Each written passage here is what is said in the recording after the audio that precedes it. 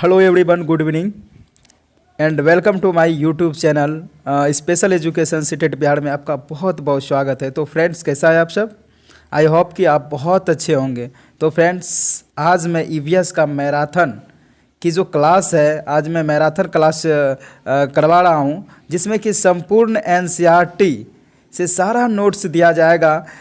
इसे आप अगर तैयार कर लेते हैं इस नोट्स को, तो शायद एग्ज़ामिनेशन हॉल में सीटेट इससे बाहर से कोई भी क्वेश्चंस नहीं जाएगा।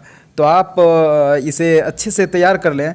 तो इस नोट्स में जो पूरा का पूरा कंटेंट और टॉपिक बाय टॉपिक एकदम बारीकी से कराया जाएगा, और सीटेट के एग्ज़ाम में इससे बाहर नहीं जाने वाला है भाई। अगर आप अच्छे से तैयार कर लेते हो तो आप हमें विश्वास है कि आप इसे आप अच्छे से पढ़ेंगे। तो हम बता दें कि ये जो महामैराथन क्लास है, इस महामैराथन क्लास को मैं 4 घंटे में अगर कराता हूँ तो शायद पढ़ने में थोड़ा ज़्यादा टाइम लगता है, वक्त लगता है। तो लगता है कि इतना कौन पढ़ेगा, तो इसीलिए मैंने सोचा है कि महामैराथन क्लास जो ईवीएस का होगा, इसमें मैं 4 पार्ट में कवर कराने का कोशिश करूँगा। तो फ्रेंड, चलते हैं ना बात करते हुए। और ये नोट्स आपके लिए बहुत हेल्पफुल होने वाला है। इस चीज़ को अगर आप पढ़ लेते हैं, इस नोट्स को अगर आप तैयार कर लेते हैं, तो आपको बहुत हेल्प मिलेगा ये परीक्षा एग्ज़ामिनेशन हॉल में जब आप एग्ज़ाम दे रहे हों। तो दोस्त, आपके एग्ज़ाम को देखते हुए मैंने इस नोट्स को तैयार किया है, और इस नोट्स को आप अगर बारीकी से पढ़ लें, topic by topic, point by point अगर पढ़ लें, तो हमें नहीं लगता है कि सीटेट में इससे बाहर आपका एक भी क्वेश्चंस बाहर जाएंगे। हमें नहीं लगता है कि आपका एक भी इस चीज़ से सीटेट का जो क्वेश्चंस होगा इस टॉपिक से बाहर होगा। तो हम चाहेंगे कि दोस्त, आप जितना अच्छे से आप तैयार कर लें और 2022 दिसंबर के लिए आप तैयार हो जाएं। तो दोस्त, मैं स्टार्ट करता हूं, आगे देखते हैं टॉपिक। तो दोस्त, चलते हैं। चलिए, सबसे पहले मैं एक क्वेश्चंस देखता हूं। सबसे पहले मैं स्टार्ट करता हूं यहाँ से। जानवर से मैं कुछ क्वेश्चंस टॉपिक है, तो मैं यहाँ से स्टार्ट करता हूँ। तो फ्रेंड्स, आप देखेंगे, आप पढ़ने का कोशिश करेंगे। तो सबसे पहले मैं देखते हैं कि जानवर बोलता है कि जानवरों की जो जानवर की खाल पर हाँ, तो दोस्त स्टार्ट करते हैं। जानवरों की खाल पर जो डिजाइन होते हैं वह उनके बालों के रंग के कारण होते हैं। क्या है फ्रेंड्स? देखेंगे फिर से एक बार कि जानवरों की जो डिज़ाइन होते हैं वह उनके बालों के रंग के कारण होते हैं। तो फिर हम आगे चलेंगे, देखते हैं। दिन में जागने वाले जानवर आमतौर पर कुछ ही रंग देख पाते हैं।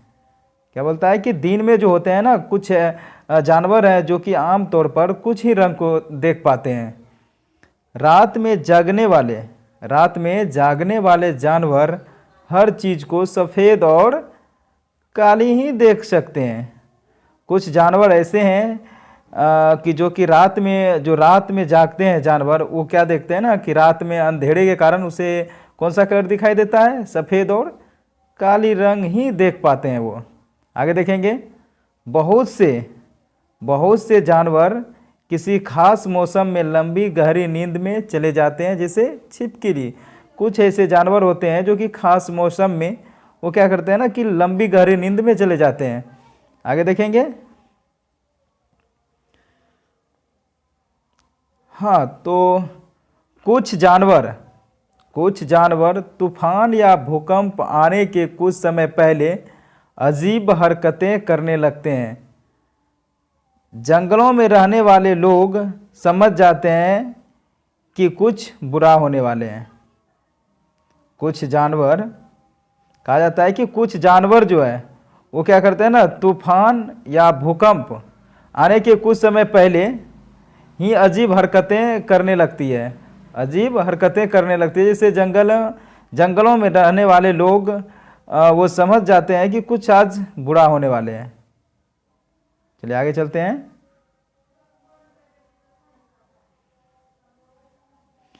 जानवरों में भी देखने, सुनने और महसूस करने की शक्ति होती है। ये बात तो आपको भी पता है दोस्त, कि जानवरों में भी मतलब कि देखने और सुनने की क्षमता होती है, जो कि वो महसूस कर सकते हैं। आगे चलते हैं। वैज्ञानिकों का मानना है कि कई जानवरों की अपनी पूरी भाषा है। ये भी सही बात है कि वैज्ञानिक का भी मानना है कि कई जानवरों की अपनी अपनी भाषा, किसी भी जीव जंतु का अपनी अपनी भाषाएं होते हैं, जो कि अपने में बातचीत करके वो भी समझ जाते हैं कोई किसी भी बात को। तो आगे चलते हैं। आगे है कि जिन जानवरों के बाहरी कान व शरीर पर बाल होते हैं वे बच्चे देते हैं। दोस्त इसे समझेंगे कि जिन जानवरों के बाहरी कान वो शरीर पर बाल होते हैं, वे क्या करते हैं, वो बच्चे देते हैं। चलिए आगे चलते हैं। अब यहाँ देखें क्या है, बोलता है क्या कि जिन जानवरों के बाहरी कान वो शरीर पर बाल नहीं होते, वे क्या करते हैं, वे अंडे देते हैं। यहाँ पे हम देखेंगे फिर से कि बोलता है कि जिन जानवरों के बाहरी कान वो शरीर पर बाल नहीं होते हैं, वे क्या करते हैं, वे अंडे देते हैं। वे क्या करते हैं, अंडे देते हैं। आगे देखेंगे। स्तनधारियों की विशेषताओं में इनके शरीर पर बाल का पाया जाना और कान के मध्य भाग में 3 अस्थियों मलेशियन, इनकस वो स्टेपस का पाया जाना प्रमुख है। एक बार फिर से हम देखेंगे कि बोलता है कि स्तनधारियों की जो विशेषता है, स्तनधारियों की जो विशेषताओं में इनके शरीर पर बाल का पाया जाना और कान के मध्य भाग में 3 अस्थियों मलेशियन, इनकस वो स्टेपस का पाया जाना क्या है, ये प्रमुख है। ले आगे चलते हैं कि कुछ प्रजातियां, बोला जाता है कि कुछ प्रजातियां, 1 मिनट दोस्त, हाँ चलेंगे फिर। अधिक कुछ प्रजातियों को छोड़ दें तो लगभग सभी स्तनधारी वर्ग के जंतु बच्चे देते हैं, तथा जिन जानवरों में यह नहीं पाए जाते हैं वे सारे क्या हैं, अंडे देते हैं। देखेंगे आगे क्या बोलता है। आगे चलते हैं। 1 मिनट, आगे देखेंगे। हाँ, आप ये देख रहे होंगे, आप इस चीज़ को देख रहे होंगे कि ये क्या है, इसे आप पहचाने, ये स्लॉथ है। ये क्या करते हैं ना, ये कि ये जब पैर पे रहते हैं तो ये उल्टे लटक कर रहते हैं। तो हम इसके बारे में जानने का कोशिश करेंगे, तो फिर आगे देखते हैं क्या क्या इनकी विशेषताएं हैं। चलिए आगे चलते हैं। हम बात करेंगे स्लॉथ। क्या है स्लॉथ? तो स्लॉथ दिखने में कैसा लगता है ना, स्लॉथ देखने में भालू की तरह होते हैं। स्लॉथ देखने में भालू की तरह होते हैं, पर ये भालू से अलग होते हैं। स्लॉथ देखने में किससे लगते हैं? स्लॉथ, ये जो है ना स्लॉथ देखने में भालू की तरह होते हैं, पर यह भालू से अलग होते हैं। चलिए आगे चलते हैं। ये दिन में करीब 17 घंटे पैरों से उल्टे लटक कर आराम से सोते हैं। ये दिन में करीब 17 घंटे पैरों से उल्टे लटक कर आराम से सोते हैं। चलिए आगे चलते हैं। ये जो जानवर होते हैं, ये स्लॉथ होते हैं, यह 40 वर्ष के अपने जीवन काल में यह बस 8 पैरों पे ही घूमते हैं।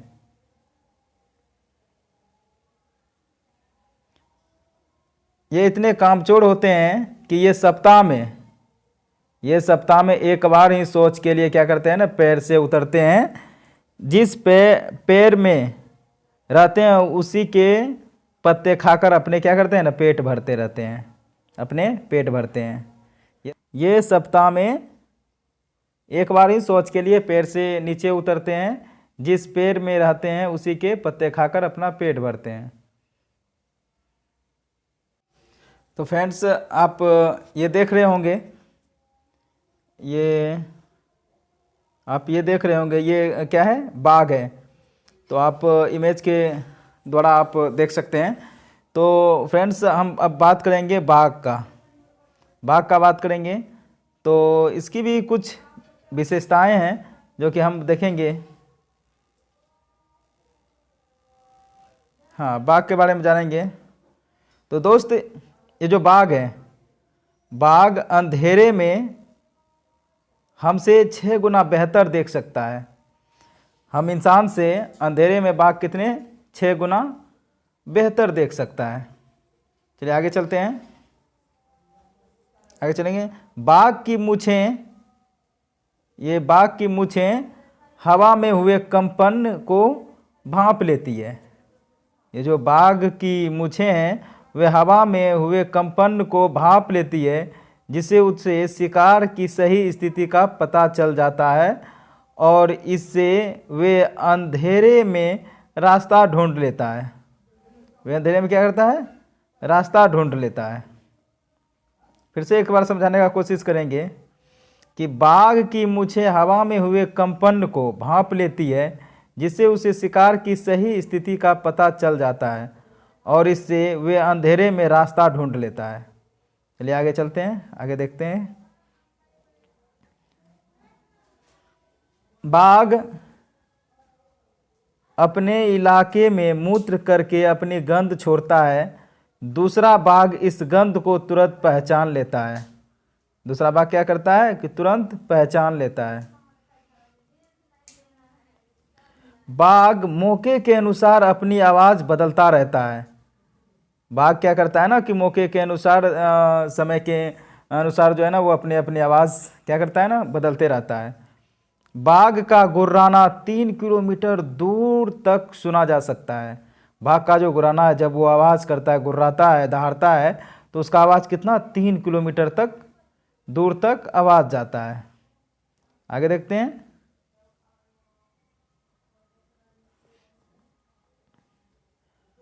बाघ के दोनों कान बाहर की आवाज़ इकट्ठा करने के लिए अलग अलग दिशाओं में बहुत ज़्यादा घूम भी जाते हैं। अब देखते हैं क्या बोल रहा है ना ये, कि बाघ का जो कान है, वो क्या करता है ना कि बाहर की आवाज़ इकट्ठा करने के लिए अलग अलग दिशाओं में बहुत ज़्यादा घूम भी जाते हैं। चलिए आगे चलते हैं। अब है कि बाघ जो है हवा से पत्ते हिलने और शिकार की झाड़ियां में हिलने से हुई आवाज़ के अंतर को तुरंत क्या करता है, भांप लेते हैं। बाघ जो है, ये बाघ वो क्या करता है ना, पत्ते के हिलने और शिकार की झाड़ियां में हिलने से हुई आवाज़ को क्या करता है, वो अंतर कर लेता है कि इसमें ये जो बाघ मतलब कि ये अलग कर लेता है उसका वो जो पत्ता हिला उसमें शिकार है या नहीं है। तो ये क्या करता है, वो पहचान जाता है बाघ। ठीक है, चलिए आगे चलते हैं। अब हम हाथी के बारे में पढ़ेंगे। आप इस हाथी को देख रहे होंगे, ये हाथी के झुंड को ये इमेज बना हुआ दिख रहा होगा। तो हम हाथी के बारे में देखते हैं कुछ इसकी विशेषता क्या है। हाथी, चलिए फ्रेंड्स आगे देखते हैं। हाथी को पानी और कीचड़ में खेलना बहुत पसंद है, इससे उसके शरीर को ठंडक मिलती है। हाथी को पानी और कीचड़ में खेलना क्या है, बहुत पसंद है, जिससे कि इसकी शरीर को ठंडक मिलता है, इसलिए वो कीचड़ पानी में खेलते रहते हैं। आगे देखते हैं। हाथी के कान पंखे जैसे होते हैं। गर्मी लगने पर हाथी अपने कान हिलाकर हवा करते रहता है। हाथी का जो कान होता है ना वो चौड़ा होता है, सूप की तरह भी कहा जा सकता है होता है। तो उससे क्या है ना वो अपने शरीर को हवा करते रहता है, जिससे कि उसके शरीर को हवा मिलते रहता है और ठंडक महसूस होता है उसे। चलिए आगे देखते हैं हाथी की विशेषताएं और कुछ देखने का कोशिश करेंगे। तो 3 महीने का जो हाथी होता है उसका वजन कितना होता है? 200 किलोग्राम वजन होता है। आगे देखेंगे, एक बड़ा हाथी दिन में क्या करता है? 100 किलोग्राम से ज़्यादा पत्ते और झाड़ियाँ टहनी खा लेते हैं। ठीक है, आगे देखते हैं। हाथी बहुत कम आराम करता है, एक दिन में केवल 2 से 4 घंटे ही सोते हैं। चलिए ये भी विशेषता है हाथी में। आगे देखते हैं, हाथी परेशान आने पर एक मिनट फिर से एक बार इसे दोहराने का कोशिश करेंगे। हाथी परेशानी आने पर एक दूसरे की मदद करते हैं। हाथी को अगर परेशानी किसी भी तरह की आती है तो वो क्या करता है? एक दूसरे को मदद करते हैं। इस झुंड में 10 से 12 हथनी और बाकी बच्चे होते हैं। इस झुंड में क्या होते हैं ना कि 10 से 12 हथनी होती है, बाकी बच्चे होते हैं। आगे देखेंगे,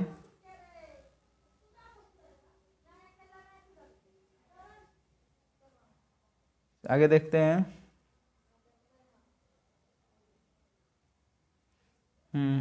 थोड़ा सा प्रॉब्लम।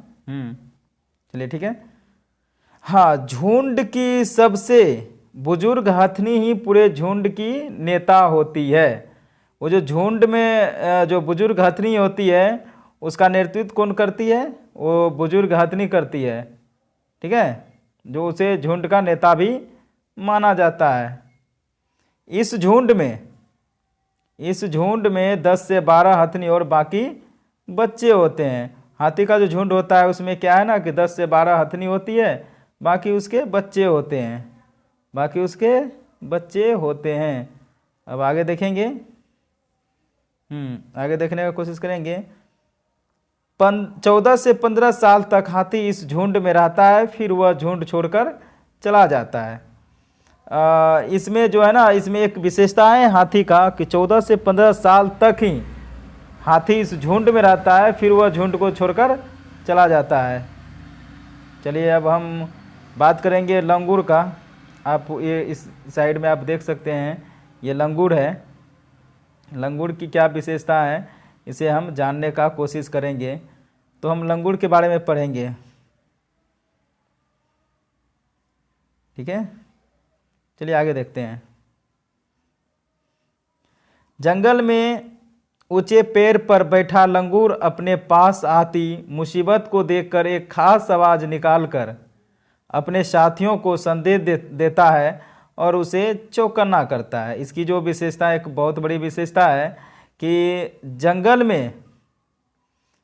में वो ऊंचे पेड़ पे बैठता है। कहाँ बैठता है? ऊंचे पेड़ पे बैठता है।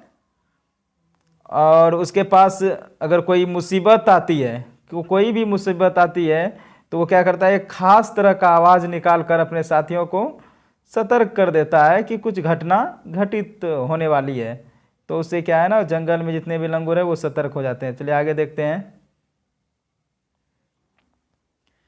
मगरमच्छ के छोटे छेद जैसे कान होते हैं, लेकिन इसकी आसानी से दिखाई नहीं देते हैं। इसके जो है ना, मगरमच्छ के छोटे छेद जैसे कान होती है, ठीक है, होते हैं, लेकिन आसानी से दिखाई नहीं देते हैं। चलिए आगे देखते हैं। छिपकली के भी छोटे छेद जैसे कान होते हैं। छिपकली के भी क्या है ना, छोटे जैसे छेद होते हैं कान में। आगे देखते हैं। मछलियाँ खतरों की चेतावनी एक दूसरे को बिजली तरंगों से देती है। मछलियाँ जो है पानी में कोई भी संकट आ जाए, खतरा आ जाए, तो वो बिजली के तरंगों से वो चेतावनी देते हैं, सूचना देते हैं एक दूसरे को। ठीक है, कि कुछ घटना होने वाला है, तो उससे भी सूचना देते हैं। चलिए आगे देखते हैं। डॉल्फिन भी अलग अलग तरह की आवाज़ निकालती है और एक दूसरे से बात करती है। डॉल्फिन भी क्या करते हैं ना, एक अलग अलग तरह के प्रकार का आवाज़ निकालता है जिससे कि वो बात कर पाता है। चलिए आगे देखते हैं। गिलहरी की दांत हमेशा बढ़ते रहते हैं। दांतों से काटने और कुतरने के कारण इनके दांत घिस जाते हैं। वो जो गिलहरी होते हैं, गिलहरी के दांत हमेशा क्या है ना, बढ़ते रहते हैं, जिससे कि वो भी कुछ ना कुछ कुतर कुतर कर खाते रहते हैं, काटते रहते हैं, जिससे कि उसका दांत नहीं बड़ा होता है। आगे देखते हैं। बिल्ली के दांत नुकीले होते हैं जो मांस को फाड़ने और काटने के काम आते हैं। बिल्ली के जो दांत होते हैं वो नुकीले होते हैं, जिससे कि आसानी से वो मांस को फाड़ सकता है, काट सकता है और खा सकता है। तो आगे देखेंगे। गाय के आगे के दांत पत्तों को काटने के लिए होते हैं और पीछे के दांत चपटे और बड़े होते हैं जो घास चबाने के लिए होते हैं। इसमें है कि गाय का जो दांत होता है, आगे का दांत जो होता है वो पत्तों को काटने के लिए होता है, बाकी पीछे का जो दांत होता है वो चपटे होता है, जिससे कि वो चबा पाते हैं। चलिए आगे देखेंगे आगे क्या है। ये आप कुछ सांप के बारे में भी जानकारी कुछ जानेंगे कि ये सांप के बारे में क्या विशेषता है। चलिए अब सांप के बारे में जानते हैं। ये सांप है। अब सांप के बारे में जानते हैं कि हमारे देश में, एक मिनट, हाँ, हमारे देश में केवल 4 तरह के ही जहरीले सांप होते हैं। इनके नाम है नाग, करेत, दुबैया तथा अफाई। हमारे देश में है वो कितने प्रकार के, 4 प्रकार के ही जहरीले सांप पाए जाते हैं, जिनके के नाम आप जान सकते हैं, नाग, करेत, दुबैया तथा अफाई। आगे देखते हैं इसका और क्या विशेषता है।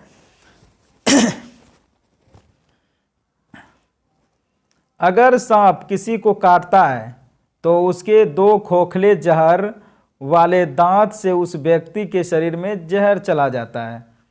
अगर कोई भी सांप किसी भी इंसान को काटता है तो उसका जो 2 खोखले जहर वाले दांत होते हैं, उससे क्या होते हैं ना कि जहर के व्यक्ति के शरीर में जहर चला जाता है।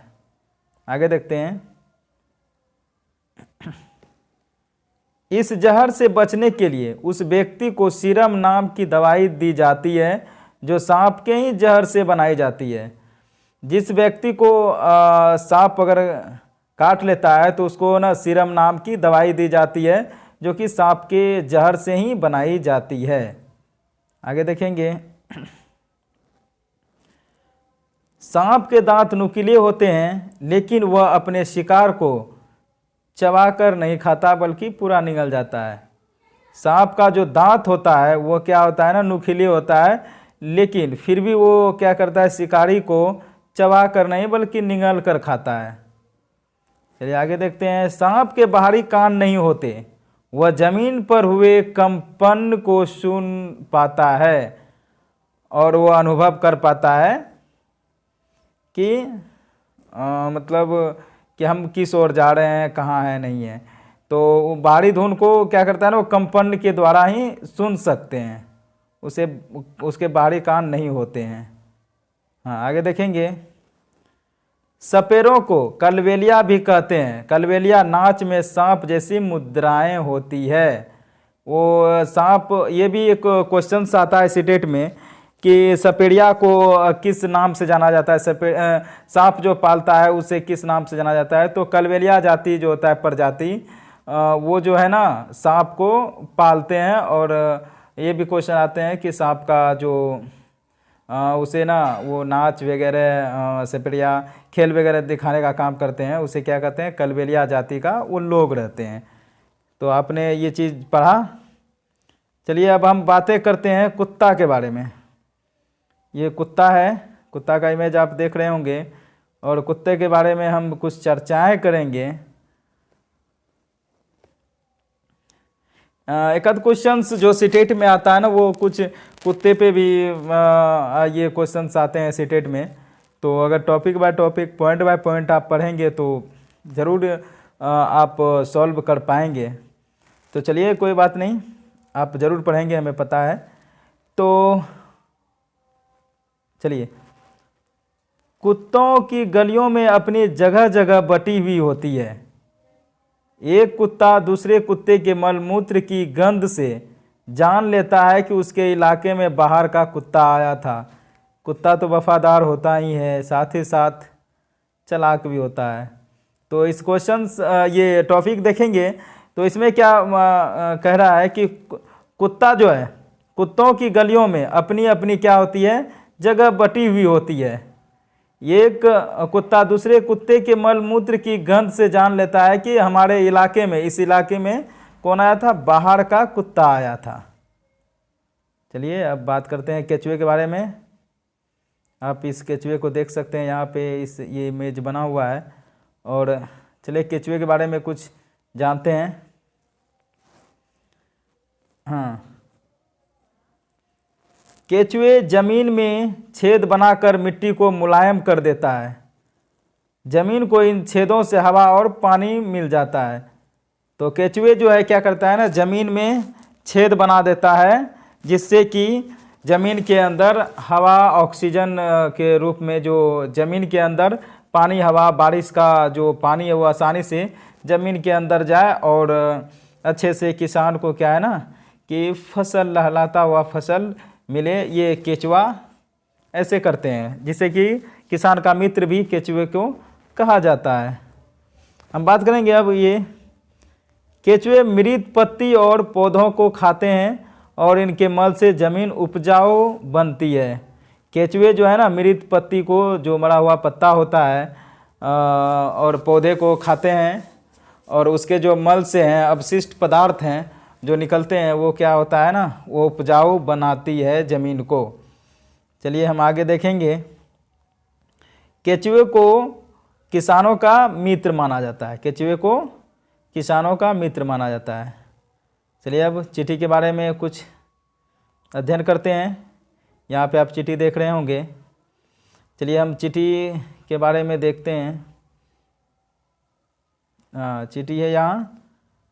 चलिए, चींटियाँ मिलजुल कर रहती है और चींटियों का काम बटा रहता है। रानी चींटी अंडे देती है, सिपाही चींटियाँ बिल का ध्यान रखती है, काम करने वाले चींटियाँ भोजन ढूंढ कर बिल तक लाती है। देखिए अब इसमें भाईचारे की बात आ गई। ये कितनी अच्छी बात है कि चींटियाँ सबसे पहले क्या है ना, वो मिलजुल कर रहती है। चींटियाँ मिलजुल कर रहती है और चींटियों का काम बटा रहता है। और चींटियों का काम क्या है ना, बटा रहता है। सबसे पहले तो रानी चींटी जो है वो क्या करती है ना, वो अंडे देती है। रानी चींटी अंडे देती है और सिपाही चींटी जो होती है वो क्या करता है, वो बिल का ध्यान रखता है। सिपाही चींटी क्या करता है ना कि वो बिल का ध्यान रखती है और काम करने वाले चींटी जो है वो भोजन कहाँ तक लाता है, ढूंढ करके बिल तक लाता है। चलिए आगे चलते हैं। चींटियाँ चलते समय जमीन पर कुछ ऐसा गंध छोड़ती है जिसे सूंघकर पीछे आने वाली चींटियों को रास्ता मिल जाता है। अब देखिए क्या है कि चींटी जो होता है ना, कुछ ज़मीन पर जब चल रहा होता है तो वो कुछ ऐसा गंध छोड़ता है जिसे सूंघकर पीछे आने वाली चींटियाँ को रास्ता मिल जाता है। आपने कभी कभी देखा होगा कि जब चींटी चलती है तो एक कतारबद्ध तरीके से चलती है और जब बीच में हाथ लगा दीजिए तो चींटी रास्ते से भटक जाती है और जहाँ से भटकता है तो वो चींटी क्या है, पीछे पीछे उसके पीछे चलते रहता है। तो वो गंध के द्वारा ही चलते हैं। अब बात करेंगे, दीमक और ततैया भी समूह में रहते हैं। दीमक और ततैया समूह में रहते हैं। आपको इस तरह का क्वेश्चन सीटेट में देखने को मिलता है। अब हम बात करेंगे मच्छर का। आप इस मच्छर को यहाँ पे इमेज के द्वारा देख सकते हैं। हाँ, अब हम बात करेंगे क्या, मच्छर। ये मच्छर है। मच्छर हमारे शरीर की गंध, खासकर पैरों के तलवे की और हमारे शरीर की गर्मी से हमें ढूंढ लेते हैं और ढूंढते ढूंढते हमारे पेट तक चले आते हैं, जिससे कि हम पे अटैक कर वो रात भर मच्छर काटते रहते हैं। ये किससे होता है? ये किससे है? ये तलवे की, खासकर पैरों की जो तलवे होते हैं, इसके गंध और हमारे गर्मी को क्या है ना, हमारे गर्मी से उसे क्या पता चलता है कि इंसान किधर सोया हुआ है। चलिए आगे चलते हैं। मच्छर पानी में अंडे देते हैं। मच्छर पानी में अंडे देते हैं। डेंगू, मलेरिया, चिकनगुनिया बीमारी मच्छरों के ही द्वारा फैलता है। मच्छरों के काटने से कौन कौन सा बीमारी होता है? डेंगू, मलेरिया, हाँ एक मिनट, डेंगू, मलेरिया, चिकनगुनिया बीमारी किसके काटने से होता है? मच्छरों के काटने से। रुके हुए पानी में या इकट्ठा हुए पानी में मलेरिया के मच्छर पैदा होते ही, एक मिनट देखेंगे फिर से। रुके हुए पानी में या इकट्ठा हुए पानी में मलेरिया के मच्छर पैदा होते हैं, इसीलिए मच्छरों के प्रजनन को रोकने के लिए पानी में तेल डालना उचित रहता है। इससे पानी का पृष्ठ तनाव कम हो जाता है और ऑक्सीजन की आपूर्ति रुक जाती है, जिससे मच्छरों का लार्वा मर जाता है। अब देखिए बात करेंगे कि जो रुके हुए पानी जो होता है, इकट्ठा पानी, इसमें क्या है ना, मलेरिया मच्छर पैदा होते हैं। ठीक है, इससे मच्छरों की प्रजाति को रोकने के लिए पानी में क्या है ना, तेल डाल दें अगर, तो वो क्या होता है, केरोसिन तेल अगर डाल दिया जाए तो उसका जो प्रजाति है वो रुक जाएगा, उसका जो लार्वा है वो मर जाएगा। चलिए आगे देखते हैं। रेशम का कीड़ा। रेशम का कीड़ा, अब रेशम के कीड़े के बारे में जानेंगे। रेशम का कीड़ा अपनी मादा को इसकी गंध से कई किलोमीटर की दूरी से ही पहचान लेता है। रेशम के कीड़ा का एक विशेषता है कि वो क्या है ना, अपने मादा को कई किलोमीटर दूरी से ही वो पहचान जाता है उसकी गंध से कि हमारी मादा किस ओर है, कहाँ है। चलिए अब चूहा के बारे में जानते हैं। ये चूहा है, चूहा के बारे में जानेंगे। चूहों की देखने की क्षमता कम होती है, लेकिन इनके सूंघने और छूने और टेस्ट करने की क्षमता अधिक होती है। इसी वजह से वो क्या करते हैं ना, कुछ से कुछ काटते रहते हैं। वो ज़्यादा देखने की क्षमता नहीं होती है, पर सूंघने, छूने और टेस्ट करने की क्षमता उसमें ज़्यादा होती है। हम बात करेंगे अब पक्षियों का बात करेंगे। पक्षी केवल अंडा देने के लिए घोंसला बनाते हैं। जब अंडों से बच्चे निकल जाते हैं तो वह घोंसला छोड़कर उड़ जाते हैं। घोंसला छोड़कर पक्षी अलग अलग जगह चले जाते हैं, पैरों पर, जमीन पर और पानी में।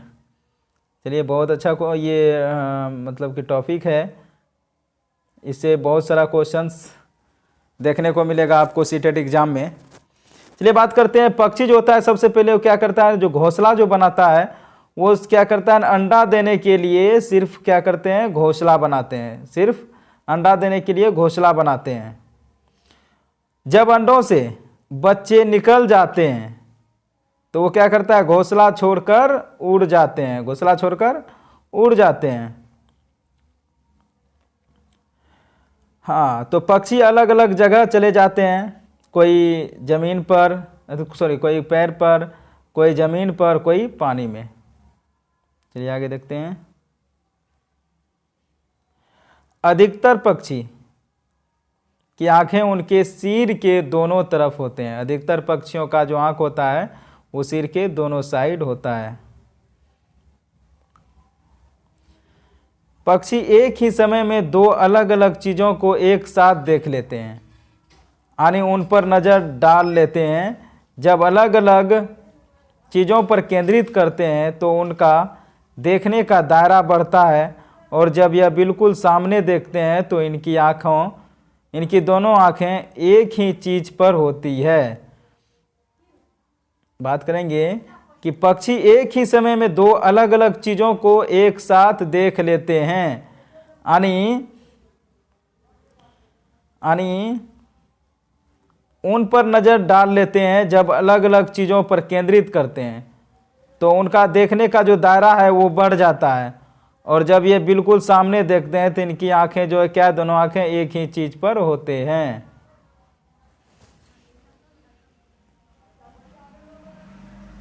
आगे देखेंगे। ज़्यादातर पक्षियों 1 मिनट, ज़्यादातर पक्षियों की जो आंखें की पुतली घूम नहीं सकती है, वह अपनी गर्दन को घुमाकर ही आसपास देखते हैं। ज़्यादातर जो पक्षी होती है उसकी आँखों की जो पुतली होती है वो नहीं घूम पाता है, तो क्या करता है ना कि गर्दन को ही आसपास घुमा लेते हैं, मूव कर लेते हैं। पक्षियों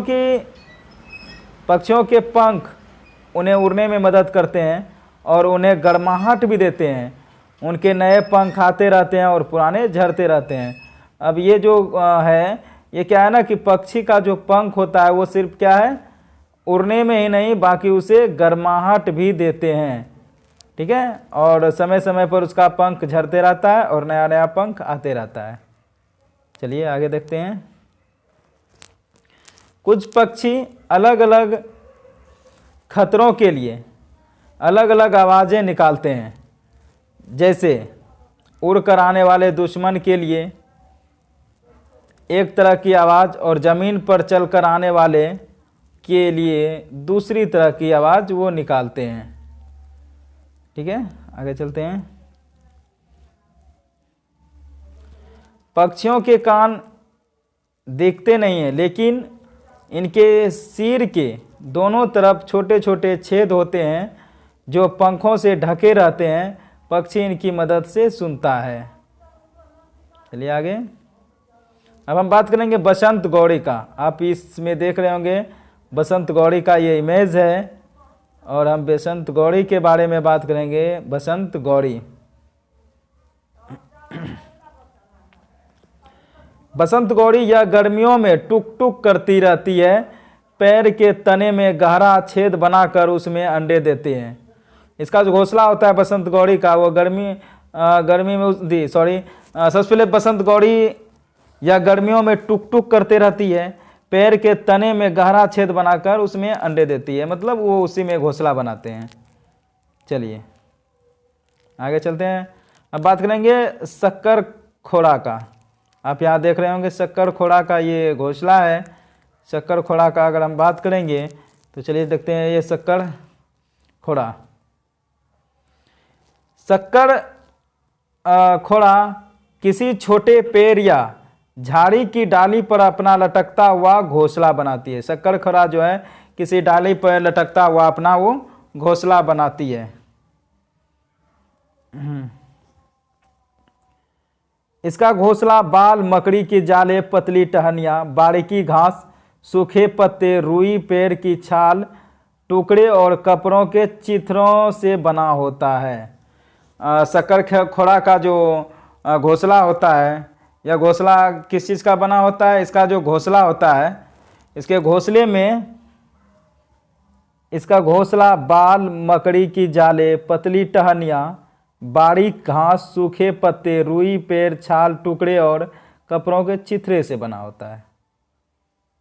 चलिए आगे चलते हैं। हम बात करेंगे अब दर्जीन चिड़िया की। यहाँ पे आप देख रहे होंगे दर्जीन चिड़िया एक पत्ते में घोंसला बनाई है। हम इसके बारे में विस्तार से जानेंगे। ये दर्जीन चिड़िया जो होती है, ये क्या करता है ना, ये पत्तों में अपना घोंसला बनाती है। दर्जीन चिड़िया अपनी नुकीली चोंच से पत्तों को सी लेती है और उनके एक थैली सी बना लेती है और उसमें अपना अंडा देती है। आप ये समझ गए होंगे। चलिए हम बात करेंगे, ये आप इस इमेज में देख रहे होंगे कि चील, बाज और गिद्ध एक साथ। तो चील, बाज और गिद्ध के बारे में जानने का कोशिश करेंगे। चलिए,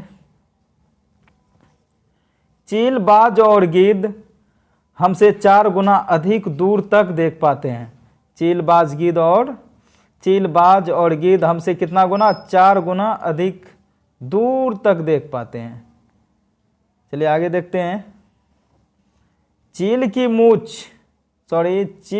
पूंछ खांचे वाले होती है। चील की जो पूंछ होती है वो खांचे जैसी होती है। गिद्ध मरे हुए जानवरों को खाकर जगह साफ कर देता है और आकाश में ऊंचाई पर उड़ता है। आपको ये क्वेश्चन देखने के लिए मिलेगा सीटेट में कि सबसे पहले दिया रहेगा कि सबसे ऊंचे आकाश की दूरी तक कौन उड़ सकता है। तो आपको ऐसा क्वेश्चन देखने के लिए मिलेगा सीटेट में।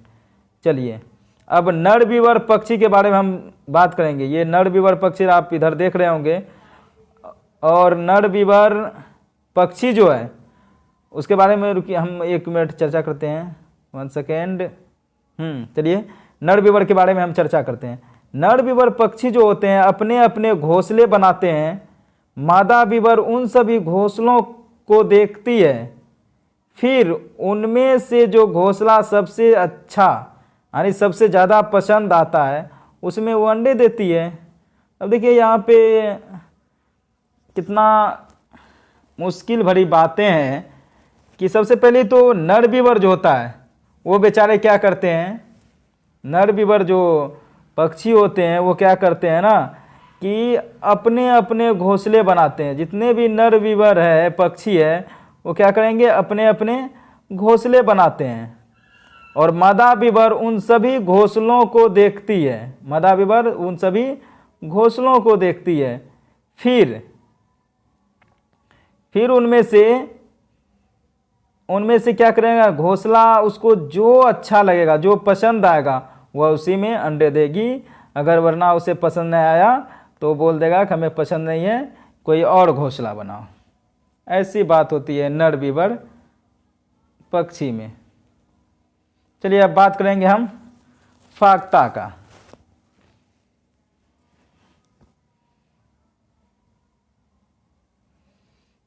चलिए फाख्ता का बात करते हैं। आप इधर देख रहे होंगे, ये देख रहे होंगे फाख्ता इधर। 1 मिनट आपको दिखाने का कोशिश करेंगे फाख्ता को। आप फाख्ता को देख रहे होंगे, ये है फाख्ता। आप शायद इस पक्षी को देखे होंगे। चलिए बात करते हैं फाख्ता।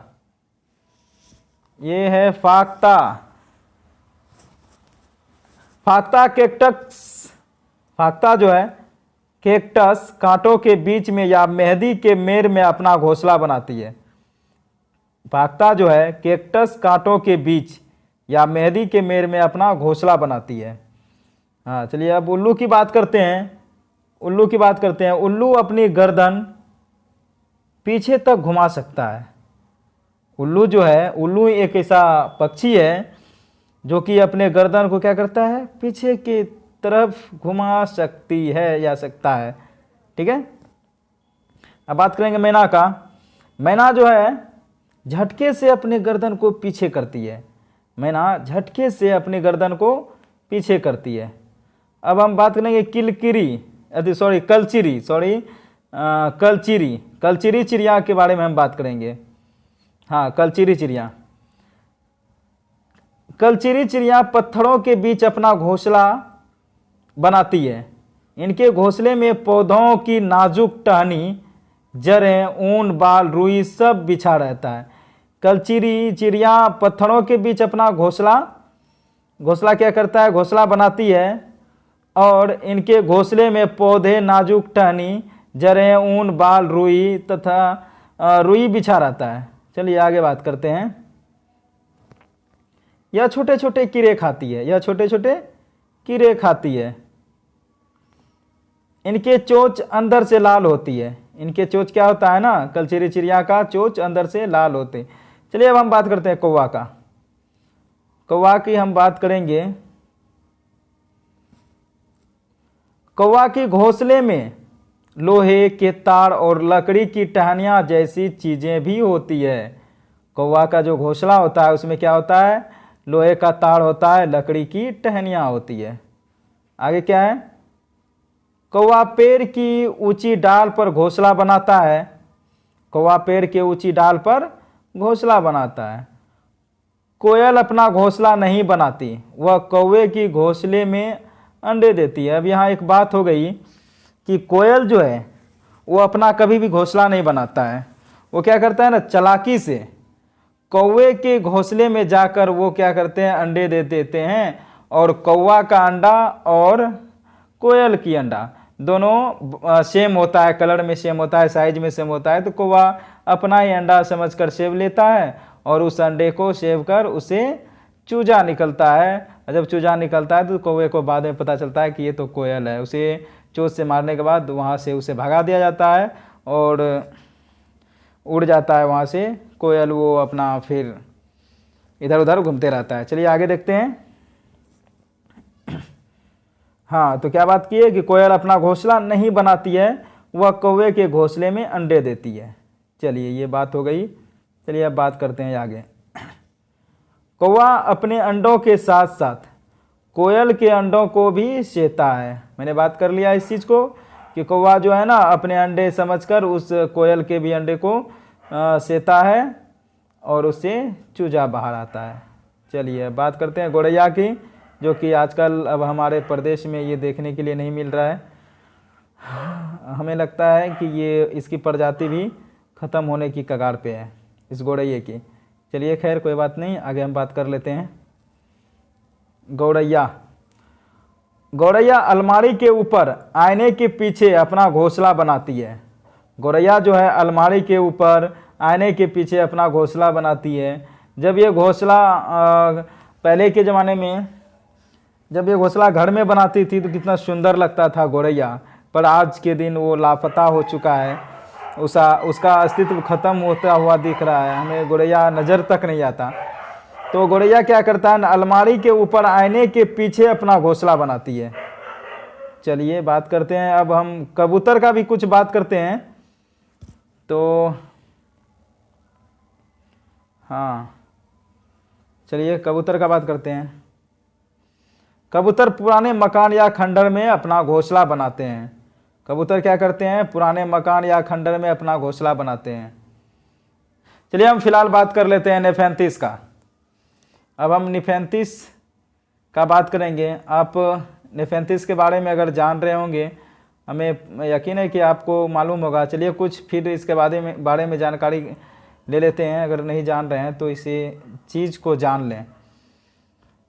चलिए हम नेफेंथिस, आपको ये नेफेंथिस का एक पौधा दिख रहा होगा। इसे मांसाहारी पौधा भी कहा जाता है। आप इसे गौर से देखिए और चलिए हम नेफेंथिस के बारे में जानकारी विस्तार से जानेंगे। इससे सीटेट में क्वेश्चंस बनता ही बनता है, इससे बाहर क्वेश्चंस जा ही नहीं सकता। ये नहीं बना तो सीटेट अधूरा है, ये तो बनना ही बनना है, तय है, फिक्स है। चलिए हम बात करते हैं नेफेंथिस। नेफेंथिस नामक पौधे इंडोनेशिया, ऑस्ट्रेलिया और भारत के मेघालय में पाया जाता है। यहाँ क्या है, नेफेंथिस नामक जो पौधा होता है ये कहाँ पाया जाता है, इंडोनेशिया, ऑस्ट्रेलिया और भारत के मेघालय में पाया जाता है। यह पौधा कीड़े मकोड़ों और छोटे जीवों को शिकार करता है।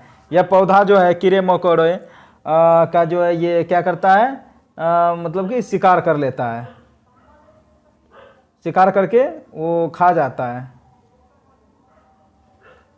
हाँ चलिए, हाँ शिकार कर लेता है, ये तो समझ में आ गया। अब बात करते हैं। यह पौधा लंबे घड़े जैसा दिखता है, जिसके ऊपर पत्ती का ढक्कन लगा होता है और इसमें से खुशबू निकलती है, जिसकी वजह से कीड़े मकोड़े उसके अंदर फंस जाता है। ये चालाकी से क्या करता है ना, ये कीड़े मकोड़े को फंसा लेता है। यह जो है इसका जो आकार होता है लंबे घड़े की तरह दिखता है, ये जिसके ऊपर पत्ती का ढक्कन लगा भी होता है। इसके ऊपर से क्या होता है ना, पत्ती का ढक्कन लगा होता है। आप इसे देख सकते हैं, देखिए ये घड़े की आकार का यहाँ पे है, यहाँ से आपको घड़े की आकार की तरह दिख रहा होगा। ऊपर से ये क्या है ना, पत्ते की ढक्कन की तरह है। आप यहाँ पे देख सकते हैं ये पत्ते का जो है ना ढक्कन बना हुआ है। इसी में क्या करता है, ये इसमें ये अपना एक विशेष प्रकार का गंध छोड़ता है, सुगंध छोड़ता है, जिसमें कि यह क्या है ना, कीड़े मकोड़े इसके सुगंध से इसके अंदर चला जाता है और ये पत्ती ऊपर से ढक जाता है, जिसके वजह से इसके अंदर में कीड़े मकोड़े फंस जाते हैं और ये आसानी से उसे शिकार बना लेते हैं। चलिए आगे बात करते हैं।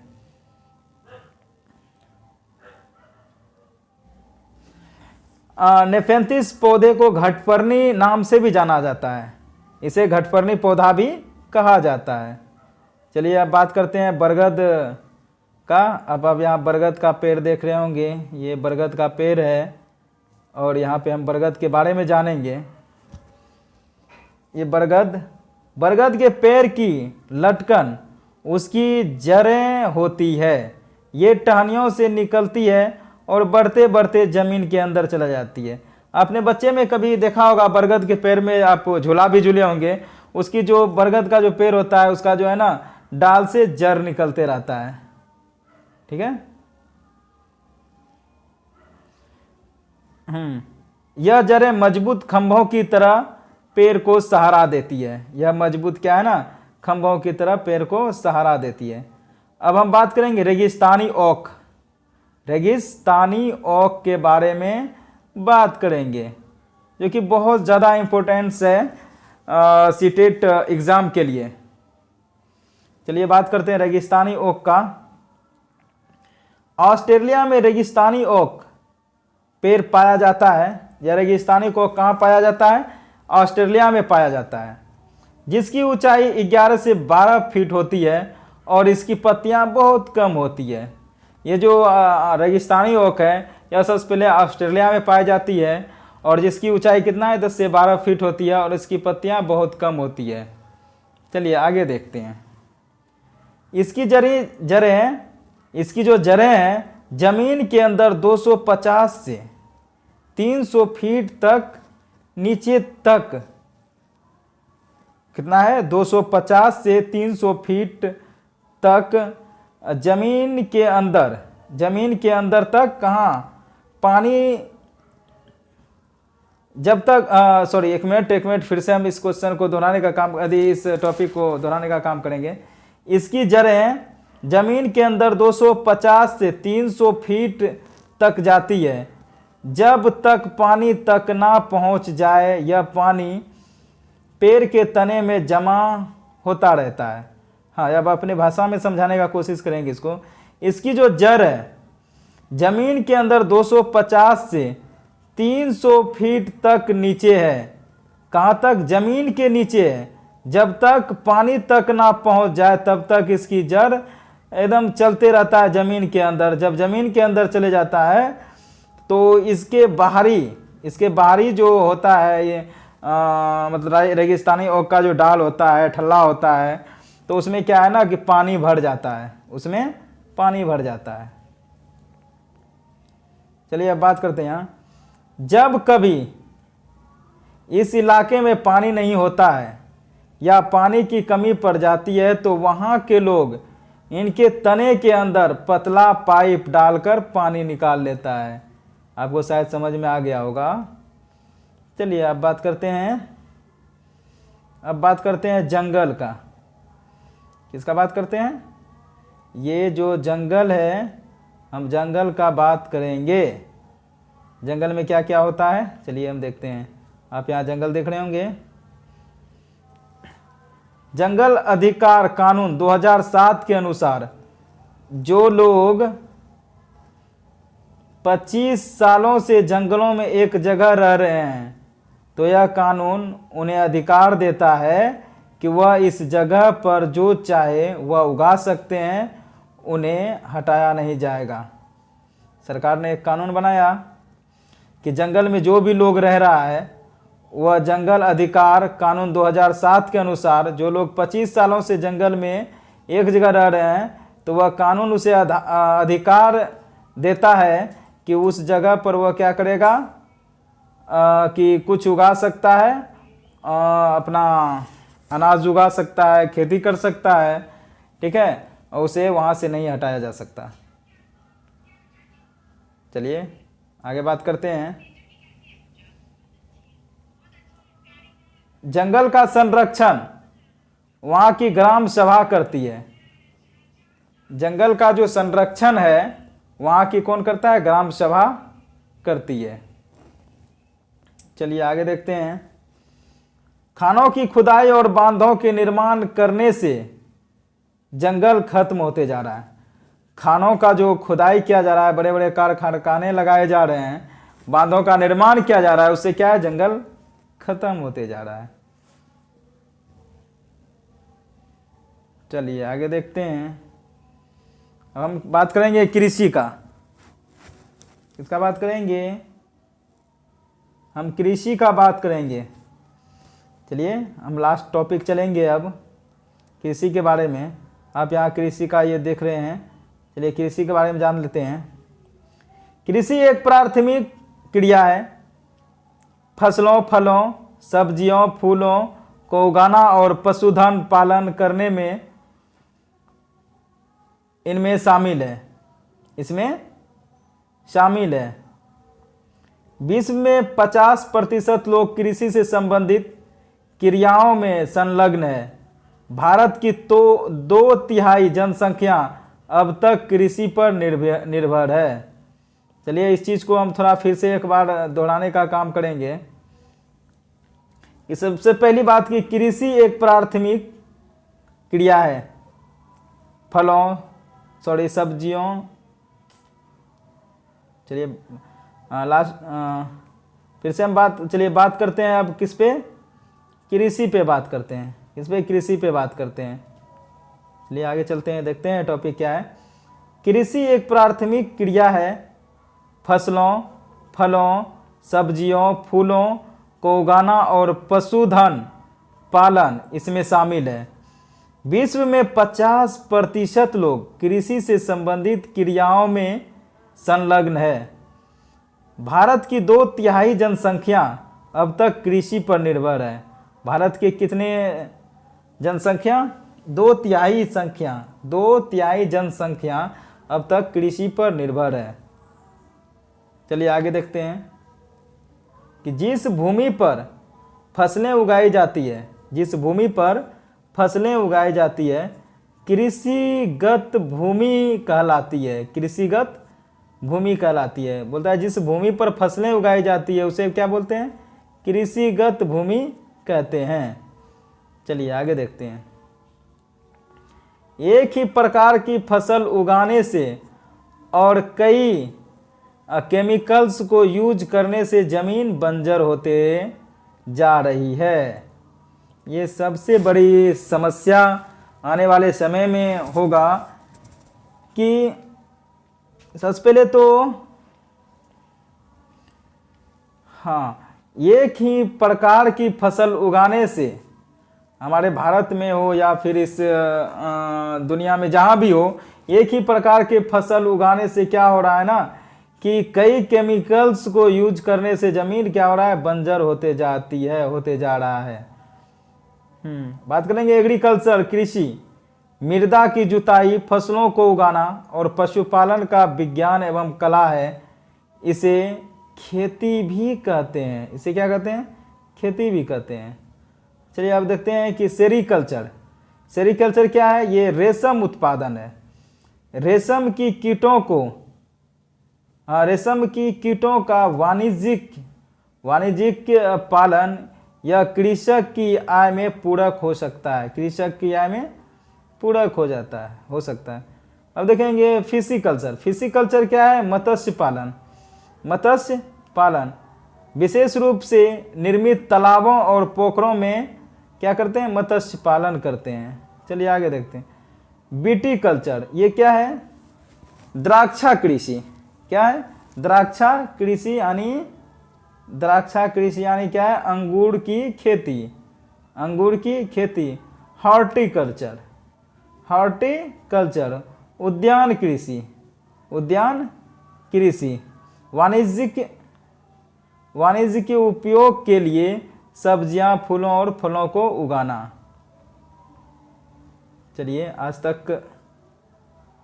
आज के लिए इतना ही। तो हमने आज बात किया किस पे? ईवीएस पे चर्चा किया। और सबसे पहली बात मैं एक चीज़ और कहना चाहेंगे, मैंने स्टार्टिंग में नहीं कहा कि ये जो मैंने आज क्लास करवाया, ये क्लास था ईवीएस पर्यावरण अध्ययन का। तो आप को अगर हो सके तो आप इस चैनल को सब्सक्राइब कर लें। अगर हो सके तो आप फ्रेंड्स में भी शेयर कर सकते हैं, अगर नहीं कर सकते तो कोई बात नहीं। तो इस चैनल को सब्सक्राइब कर रहे हैं। मैं इस तरह का वीडियो, एजुकेशन वीडियो आप तक लाने का कोशिश करेंगे और सीटेट पास करवाने का कोशिश करेंगे। तो थैंक यू सो मच। चलिए आज के लिए इतना ही। Good night, bye bye.